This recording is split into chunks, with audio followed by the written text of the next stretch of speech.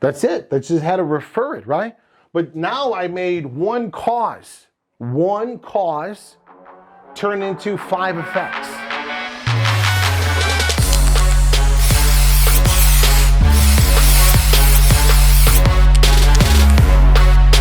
Sales team was like, well, how do we do it with a traditional business, right? And so I just gave them the example of what we did with a roofing company, right? And remember, the goal over here is to have a cause, right? Is to sell the roof, right? So you're marketing, you're generating leads, you have estimators, you're going out there and you're pitching them on the value of buying a roof from you, right? But typically, there's only one effect, right? So you want to be able to have one cause completion, but it creates probably at least 4 different effects and positive, right?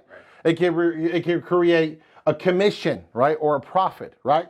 Then it creates a referral. Then it creates a testimonial. Then it also creates an additional product that you have a channel partner with that you can then work a link with, right? So what we did with the roofing company is they had 2 types of clients. They had ones that would buy and ones that, they don't buy. And so they were only looking at the cause and the effect on an exponential level, right? They're not looking at the data from a linear level, right? So when I went to the roofing company, I say, okay, let's break this down here for you, okay? So you have buyers and non-buyers, okay, great. What's the biggest reason the non-buyers don't buy from you? They're like, a price. That's the biggest reason, price, right? We're one of the more expensive roofing companies because we have more overhead, we're bigger, we have a lot more employees, we get better deal on material because we order more product from the manufacturer, but we're still heavy loaded on wages and warehousing fees and everything else. I said, okay, great. So you mean to tell me that these people would buy from you or buy from a roofing company that didn't have the heavy overhead, but would probably still benefit from getting the manufacturing discount? Okay, great. I said, beautiful. Well, then what we got to do then is if the people are not going to buy from your company, number one, no matter what, they can't afford a $30,000 roof, but they can afford a $21,000 roof or whatever the case is. Well, what we do then is we create a channel of a few other smaller roofing companies, okay? We sell them our material at cost so that keeps their price down, but now we take a 15% commission on them doing the work. We sell them the deal, right? Because they don't have the overhead and everything else. And 15% on 20 grand is an extra $3,000.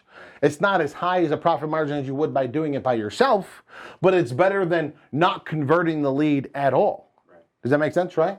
And then the smaller roofing companies become marketed affiliates for you because you have a first chance to sell, and then you have a second chance now to sell at a different product, right? But whether people like it or not, the demand is there. If they're not going to buy from you, they're going to buy from somebody else.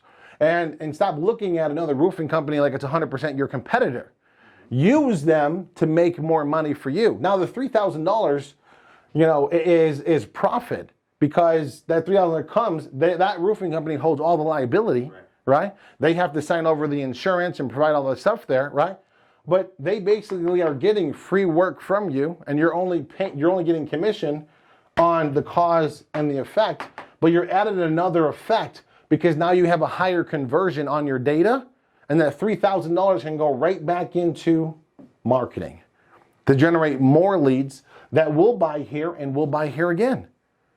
And so we completely alleviated this guy's marketing budget. Because he was taking only the buyers and the non-buyers, he was just not doing anything with them, right? And so we channeled it over here and partnered with about 3 different roofing companies that were small, they were growing, right? And we inked this deal, and we made sure that they actually had active insurance. And every deal that we sold them, we had a contract that said, hey, you're taking over all the liability and everything else. You're also buying the product from us as well for like a 5% markup, but it's still like 15% cheaper than when they can buy it because this company can buy it on volume, right? So they're making money on the roof on the material, and they're making money on a flat commission basis. And this is 15% of gross, not 15% of profit. You know, that was only one thing, right? The other exponential thing that was like really cool was after the person got a brand new roof, right? And they were good, we did a survey, right, on the person. Hey, what did you think of the way we marketed, right? How did you find us? Because we want to know how they find us, because that's where we want to put our marketing dollars, in the way the most common people are finding us. And the way that most people commonly are finding them were actually their reviews. Their reviews was what was ranking them higher than their actual website, right? Now, they got great clicks and everything else, but they have a really high review ratings, and they had a lot of testimonials on those reviews because they were pushing that. They were giving like $20, $25 gift cards on every happy client that was doing this, but they weren't doing the full survey. They were just doing that. Even if they weren't happy, write a review, we'll give you 25 bucks, right? So then we found out how they found us, right? And then we wanted to know how the estimator treated them, right? The estimator, the salesperson, right? Did they answer all your questions? Were they abundant? Were they great? And we were able to fine tune some of the estimators and get rid of some of them because their close ratio compared to the other ones were horrible, you know? And this guy, he has like a bad marriage or whatever, and so he was destroying the close ratio, which was increasing the cost of acquisition because he couldn't separate his work life from his personal life. We tried to train him, didn't work, boom. Once we put in fresh blood, and then we made the other estimators that were pros, we gave them a little bump to be supervisors and give them a little override only on sales above a certain close ratio, right? They get a percentage of it. We now brought in the best estimators, which doubled the close ratio on tier one, right? Which is this is where the money is, right here, right? The other thing that we estimated was the question, right? This is where the meat and potatoes is right here. This is what I call linear leverage. Linear leverage. We asked the clients, so they were happy with their roof. They're happy with everything else. We got them a $25 gift card for making the testimonial video and doing a testimonial on Google reviews and Yelp, right? For those, especially if you're a Yelper. You know, we'd give a $50 gift card if someone is a daily Yelper because that review stays on Yelp, right? But then we asked them one simple question. What other things do you think you're going to need over the next 5 years on your house, right? And they're like, oh, we haven't really thought about it. We would like to get a pool in the backyard. We would like to, get new windows. Our windows are kind of old. And the most common answer was actually that they were considering, because now they got a new roof, was solar. They were considering solar. And so we made an affiliate agreement with a solar company where the roofing company now makes $250 on, depending on the state, this one was in Vegas, so $250 on every solar appointment that the roofing company could get to the solar company, right? And then also an additional $1,150 on every close. Now, what did the roofing company have to do? That's it. They just had to refer it, right? But now I made one cause turn into 5 effects. I affected it positively on money. I affected it positively on finding out other products that we can make money without adding any more labor to it, right? I caused more effects because now we have more Google reviews. I caused more effects because now I figured out how they're finding us in marketing and where to put the marketing dollars at. And I figured out that our close ratio sucked because some of the estimators were too emotional. And then the company goes from a high 6-figure company to a medium 8-figure company. And their profit margin, because a lot of their costs on their warehouse is the same.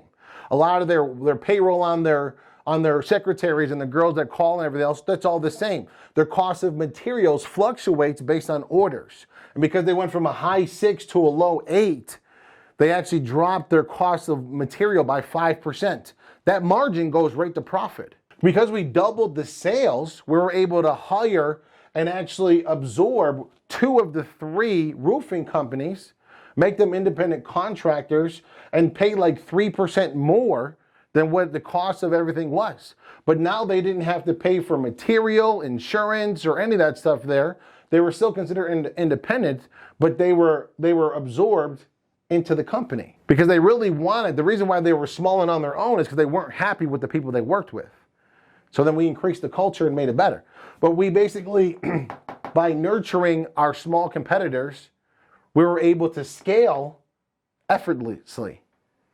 We didn't have to train anybody. These guys already knew the job. They hated the culture of the company they went with and did their own thing. But because we threw them bones, we gave them this offer, it's all over, right? That's how you focus on cause and creating multiple effects, not just one. So as all these sales guys, they need to get rid of just the one cause equals one effect. That's crazy. That is not the way it looks, right? So that's how we did it for a roofing company.